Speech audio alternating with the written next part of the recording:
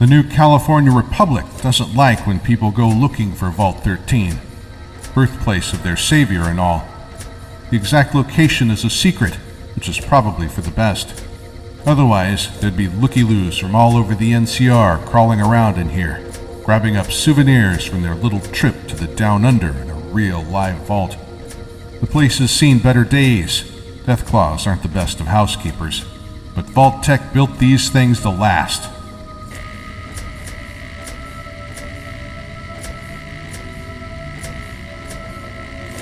This machine was the water purifier for Vault 13, but it distilled destiny. Started to malfunction sometime in the 2150s. The Overseer sent out a couple of scouts to find a replacement. Neither of them came back. Eventually, the chip broke down altogether, left the vault with only 3 months of drinking water. So the Overseer had to choose yet another vault dweller to go out in search of a new chip. Someone with the right combination of competence and expendability. The Overseer, Jakerin, still didn't know what the world was like outside the vault. He had been born in here, and the youngsters were 3rd and 4th generation vault dwellers. Not one of them had ever set foot outside in their entire lives. To these vault dwellers, the surface world was a complete mystery.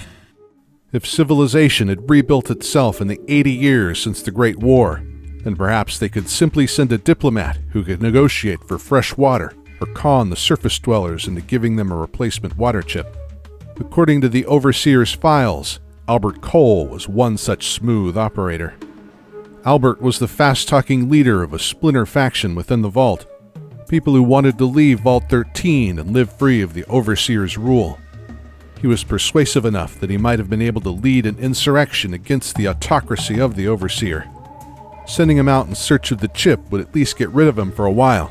If he never came back, well, I would certainly convince Albert's followers that leaving the vault wasn't in their interest. But Jakerin knew that the world was probably a harsh and violent place, and sending one lawyer out to haggle for a water chip might not be as effective as sending a thief who could just steal the damn thing from some other vault. Natalya Dubrovsky was just such a person.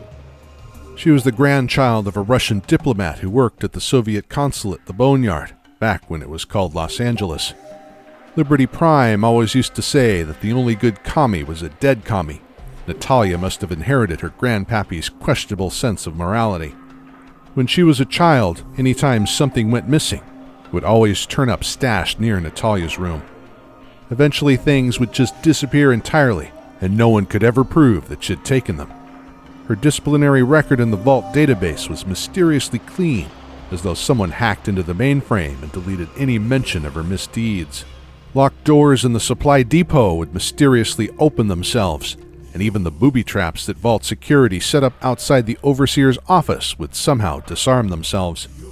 No one ever saw Natalya doing these things, but Jakerin remembered Natalya's childhood mischief and knew who the likely culprit was.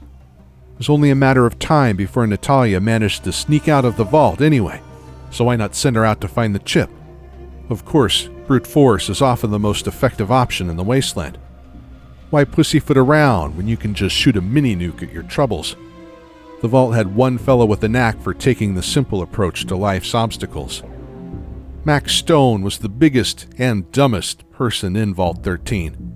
According to the medical records, he had been dropped on his head as a child and never fully developed mentally.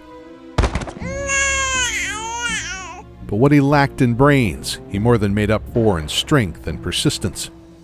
Whatever dangers he might encounter in the wasteland, he'd be able to just shoot or smash his way through. Strong, resilient, happy to follow orders, he was a natural soldier.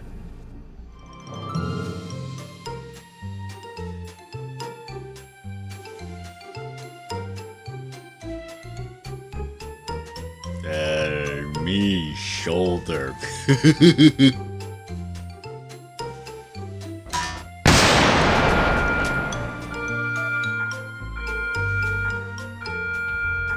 But in the end, the Overseer didn't have the sand to make the choice himself.